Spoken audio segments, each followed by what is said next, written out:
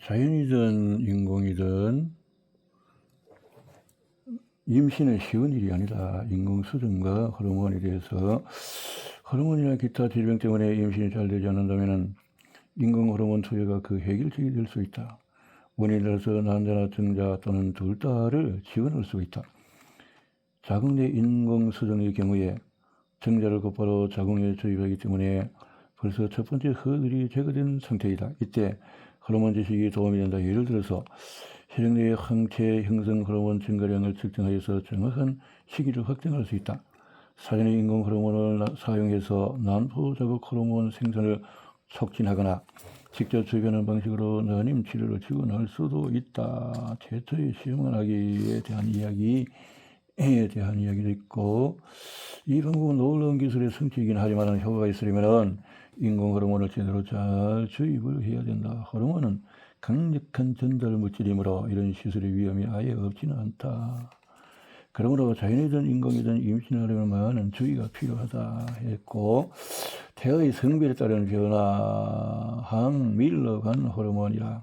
항밀러간 호르몬, 이 작은 기적이 남아로 발현될지 여자로 발현될지는 정자와 난자가 융합하는 순간에 이미 결정이 된다. 성별을 결정하는 쪽은 아빠다. 아빠의 정자세포가 화의 염색체를 전달하면 수정자는 남아로 자란다. 또 영합대에 아빠의 X 염색체가 전달돼서 X 염색체 2개가 되면 수정자는 여아로 자란다. 초기에는 남아와 여아의 성기가 같은 모양이다. 처음에는 여성 성기의 모양을 띠지만 시간이 지날수록 Y 염색체로 인해서 남성 성기가 형성이 되고 Y 염색체는 남성 성기의 구성물질을 생산한다. 이것은 정확히 어떻게 작동할까? 태아의 성기는 초기에 벌써 임신 호르몬을 생산하는데 그 중에 하나가 이른바 항밀러간 호르몬이다. 항밀러간 호르몬은 더 많은 역할을 하는데 이 역할은 자유롭게 여성의 생식관, 질, 자궁관에서 나팔관으로 발달할 구조들을 없애고 등등. 이 호르몬은 여성 생식기관을 없앤 뒤에도 계속 높은 수치로 태아에 남아 있다. 이 단계에 진행되는 뇌 발달과 관련이 있는 것 같고, 수컷쥐의 유전자를 조작해서 항밀러간 호르몬을 덜 생산하게 하면 수컷쥐의 행동에서 공격성과 강압성이 줄어든다. 당연히 행동은 호르몬 수치 하나가 아닌 훨씬 많은 요인의 영향을 받지만 항밀러간 호르몬은 뇌 발달에 중요한 역할을 할 수가 있고, 예를 들어서 남아의 자폐증이나 ADHD의 위험을 더 높일 수도 있다. 이것에 관해서는 또 뒤에 다루기로 하고, 여아도 항밀러간 호르몬을 생산하는데 출생 이후에야 시작이 된다. 여아에게서 항밀러간 호르몬은 열성적인 난소 자극 호르몬을 억제해서 사춘기 전에 난자가 성숙하는 일을 막는다. 외모와 행동에서 종종 남성적인 특성을 보이는 앞에서 언급했던 다낭성 난소 증후군을 앓고 있는 여성은 항밀러간 호르몬 수치가 높은 경우가 많지만 정상 수치라도 여아의 부진에서 남성 호르몬을 더 많이 생산할 수 있다. 이 질병을 선천성 부진과다 형성증이라고 한다. 비록 공식적으로 인정되지는 않았지만 이것의 한 사례인 요한나 교황은 오랫동안 나를 매료시켰다. 최초 여성 교황에 관한 전설은 영화 제작자에게도 영감을 주었다. 여성 교황이 정말로 존재했을까? 남자의 수염을 가진 여자.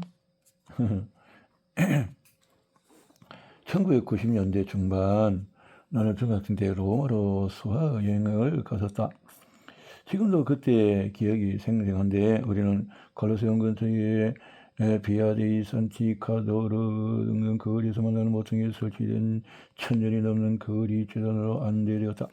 가이드가 미소를 지으며 설명하기를 성모 마리아께 봉헌된 이 거리 재단은 전설에 따르면 최초 여성교황 요한에서 7세가 서기 855년쯤 길에서 딸 출산한 후에 군중들의 돌에 맞아 죽은 곳이라고도 했다.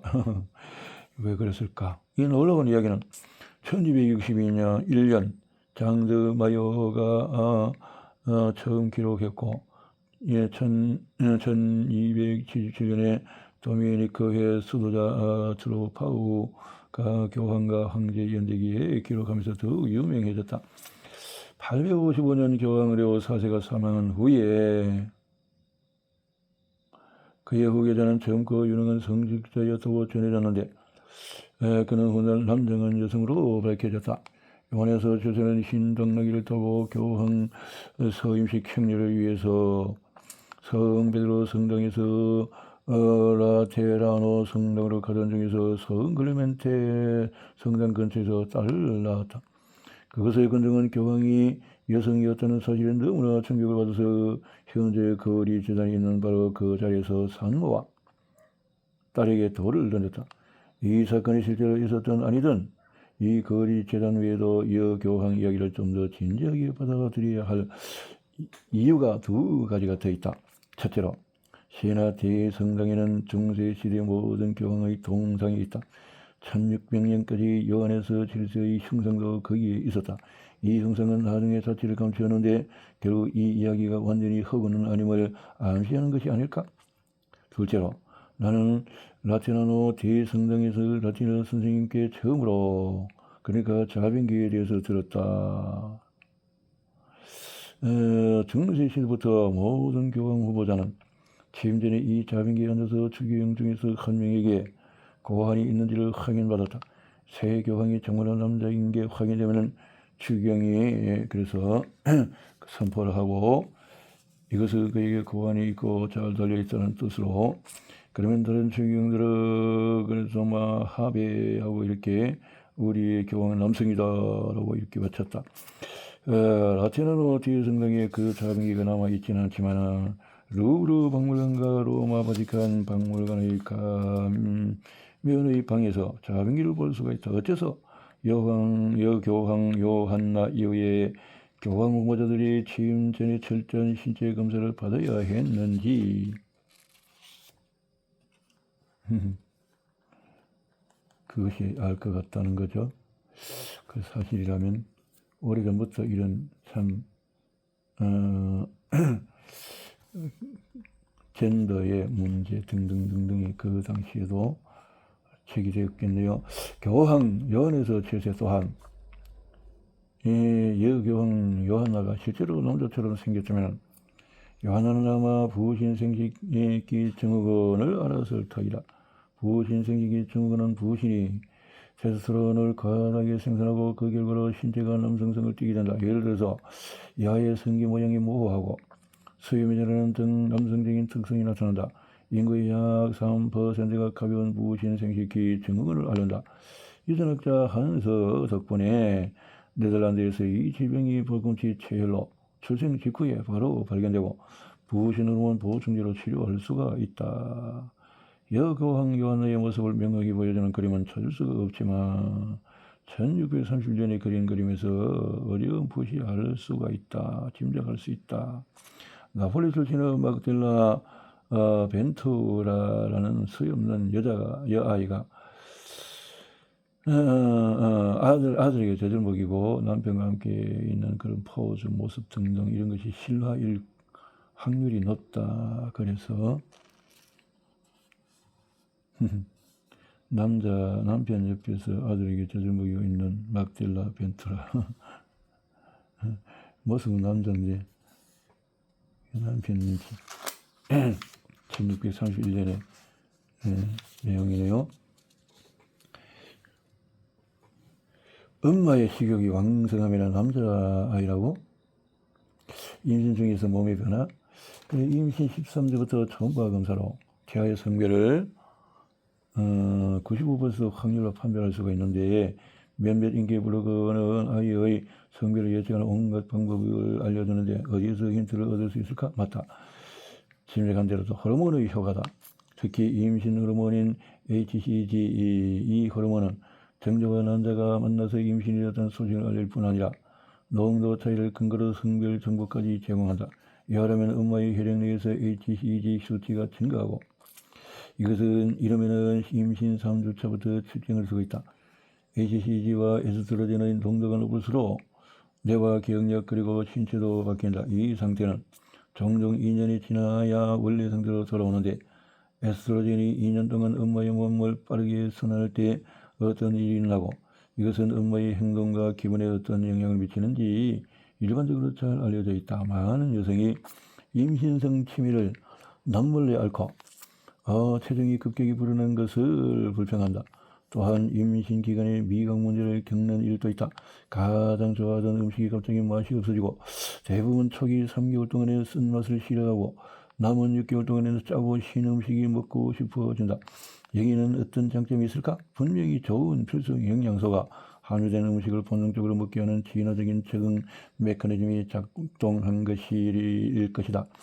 독소는 일반적으로 쓴맛이 나므로 조심해야 하는 또 임신 초기의 신체에는 적극적으로 쓴맛을 피하고 후기는 짠맛을 원하는데 임산부의 몸의 시력력이 늘고 혈압이 떨어지기 때문이다. HCG는 메스꺼움을 유발하기도 하는데 메스꺼움 자체는 특별한 목적이 없고 그저 임신 호르몬의 부작용이다. 속을 울렁거리게 만든다니 갑자기 호르몬에 실망했는가? 그렇다면 HCG가 실제로 얼마나 이로운 역할을 하는지 떠올려 보기를 바란다. 이 호르몬은 프로게스테론의 수치를 높게 해서 더 많은 남자가 성숙하지 못하게 막는다. 건망증이나 왕성한 식욕, 이상한 음식 선호 현상은 주로 남아를 임신한 여성에게 나타난다. 왜 그럴까? 호르몬 탓이다. 높은 테스토스테론의 수치의 영향으로 이 여아들은 여아를 임신한 여성보다 더 많이 과자를 폭식하고 오이에 침샘이 고인다. 이것은 또한 남아의 체중이 일반적으로 여아보다 더 많이 나가는 이유를 설명해 준다. 남자아이는 그저 영양분을 더 많이 섭취할 뿐이다. 자아의 성별을 추측하는 것은 호기심 많은 예비 부모에게는 즐겁고 흥미로운 일이다. 현대 의료 장비가 발명하기 이전에도 성별을 조기 알아내는 일은 중요했다. 자, 성경에도 그런 내용들이 있나요? 성경의 물레방방이 복음서 작점 이상에서 제목책에서 여섯 여자는 물레를 돌리며 수백 년 넘게 전해 내려온 의학제를 얘기하는데 주제는 주로 새 생명의 탄생, 이 복음서에 온갖 흥미로운 조언들이 적혀 있는데 아들 낳고 싶은가? 그래서 아침 식사 전에 성관계를 가져야 하고 이때 남자는 동쪽을 바라봐야 한다. 소각이 있었는지 어떻게 알 수 있었을까? 시를 찾는 여자들이 말하기를 걸음걸이에서 알 수 있다고 한다. 첫발이 오른발이면 아들이 태어날 것이다. 아들인지 딸인지 불분명한가? 그렇다면 아빠가 밤에 엄마의 머리에 소금을 약간 뿌려 놓아야 한다. 다음날 아침에 깨어나서 우연히 먼저 이름이 불린 사람의 성별이 태어날 아이의 성별이 될 것이다. 자, 이런 조언을 얼마나 진지하게 받아들였는지 알 수는 없지만 성서의 사라와 마리아를 묘사하는 장면에 눈이 띄게 자주 한다. 물레 방망이가 등장하고 이 장면에서 대천사가 두 여인에게 임신을 예고한다. 참 미신 같은 이런 내용들의 이야기가 있네요. 임신 후에 되면 프로게스테론이 다시 중요한 역할을 한다 등등. 자, 출산이라는 마지막 허들은 프롤락틴과 옥시토신이다. 출산 프롤락틴과 옥시토신. 호르몬은 임신 후기 7개월과 출산 때 다시 핵심 역할을 한다. 이번에는 상대적으로 새로운 호르몬들이 그 중심에 있고 바로 프롤락틴과 옥시토신. 이들은 임신 후기에 비로소 무대 위에 오른다. 두 호르몬 모두 뇌하 수체에서 생산되는데 뇌하 수체는 임신 중에 호르몬 수요 증가를 감당하기 위해서 2배로 커진다. 프롤락틴과 옥시토신은 임산부가 마지막 몇 달을 잘 이겨내고 아이와 정서적인 교감을 구축하는 데 도움이 될 뿐 아니라 출산 후에도 중요한 역할을 하게 된다. 자궁 수축, 신체 회복, 저지 만들어지고 프롤락틴은 프로게스테론과 함께 배란을 방지하여 새로운 임신이 발생하지 않도록 한다.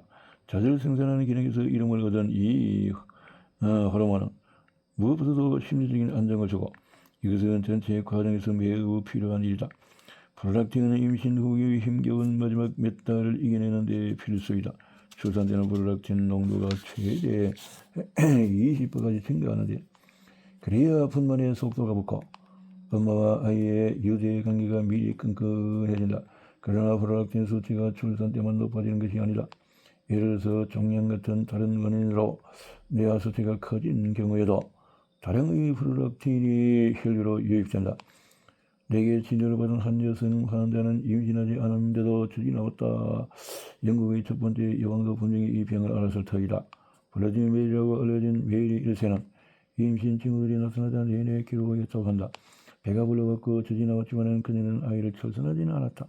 게다가 젊은 나이에 시각을 거의 잃었는데 아마도 뇌하수체에 생긴 종양 때문이었으리라.